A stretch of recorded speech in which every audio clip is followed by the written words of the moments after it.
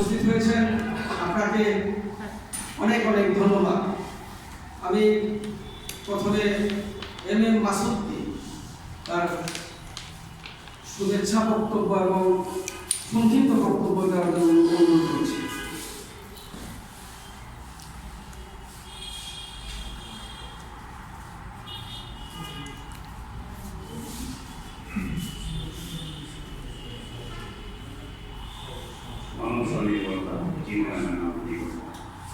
রাষ্ট্রভাষা বাংলা উন্নয়ন কমিটি আয়োজিত আজকে এই স্মরণ সভার শ্রদ্ধেয় সভাপতি, কার্যকরী সভাপতি এবং আমাদের সভাপতি বৃন্দ সহ উপস্থিত যে সংগঠন পেশা থেকে আসছেন সবাইকে আমার সংগ্রামী অভিনন্দন এবং শুভেচ্ছা জানাচ্ছি।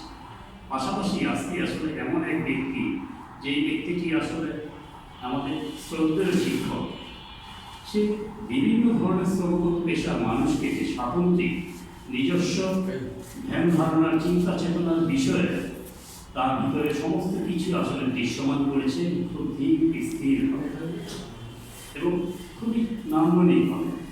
এই ধরনের মানুষকে নিয়ে আসলে আমাদের যে কত ধরনের কিছু করার আছে, সেই জায়গা থেকে আমরা অনেক পিছানো। আমাদের যে বাংলা একাডেমি, এই বাংলা একাডেমি তার প্রতি সে শ্রদ্ধাটুকু নিবেদন করেনি। এগুলো আসলে খুবই নিন্দজনক বিষয় এবং ধিক্কার এই প্রতিষ্ঠানের প্রতি। আসলে যেই ভাষার মাধ্যমে আমাদের নিজস্বতা, আমাদের সক্ষমতা, আমাদের ভিত্তি, সেই ভাষাকেই আমরা এখন রাষ্ট্রভাষা বাংলা রূপে প্রচলন করতে পারিনি, যার জন্য আমাদের করতে হয়েছিল রাষ্ট্রভাষা বাংলা রক্ষা কমিটি। তো যাই হোক, সৌভাগ্যের বিষয় আমরা শ্রদ্ধেয় শিক্ষকের সান্নিধ্যে সর্বশেষ সভা দিয়ে আমরা বাংলা ভাষা উন্নয়ন কমিটি নাম দিয়ে আমরা শুরু করতে পেরেছি।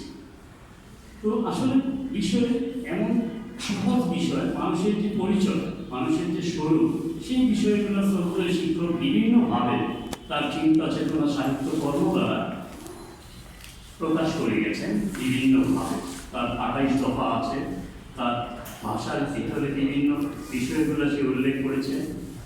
এখন আমরা আমাদেরকে আসলে যে প্রতিনিয়ত প্রশিক্ষণ এবং প্রচেষ্টা করে আমরা স্বনির্ভর হচ্ছি, আমাদের যে সক্ষমতা অর্জন হচ্ছে, সেই সক্ষমতাগুলোকে নিজেরা যদি বিনিয়োগ না করতে পারি, তাহলে আমরা হয়তো পরবর্তী প্রজন্মের জন্য আমাদের একটা দায়বদ্ধতা থেকেই যাবে, সেটা কখনো পূরণ হবে না। আসলে প্রতিদিন আমাদেরকে মানুষ হতে হবে, আমাদের মানবতার প্রতি দায়বদ্ধতা আমাদের ভুলে যেতে চলবে না। একটি আত্মকেন্দ্রিকতায় সামাজিক বিচ্যুতি, বিপরীতে ব্যক্তির প্রাতিষ্ঠানিকতায় সর্বজন্ম অধিকাংশ জনের সংগঠন। আমরা আমাদেরকে নিয়ে সারা পৃথিবীতে নেতৃত্ব দিতে হবে আমাদেরকে, সেইভাবে আমাদের প্রশিক্ষণ এবং প্রচেষ্টা রাখতেই হবে, এর বিকল্প নেই। যদিও আসলে সবাই সুযোগ পাবে না, এটা একটা স্বাভাবিক বিষয়।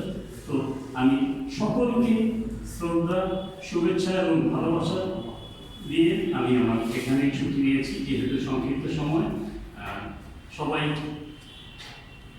বিষয়ভিত্তিক সকলের জন্য মানবিক হবেন, উদার হবেন, সবাই যেন আমরা দর্শনিত হতে পারি।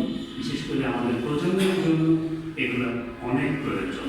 ধন্যবাদ সবাইকে।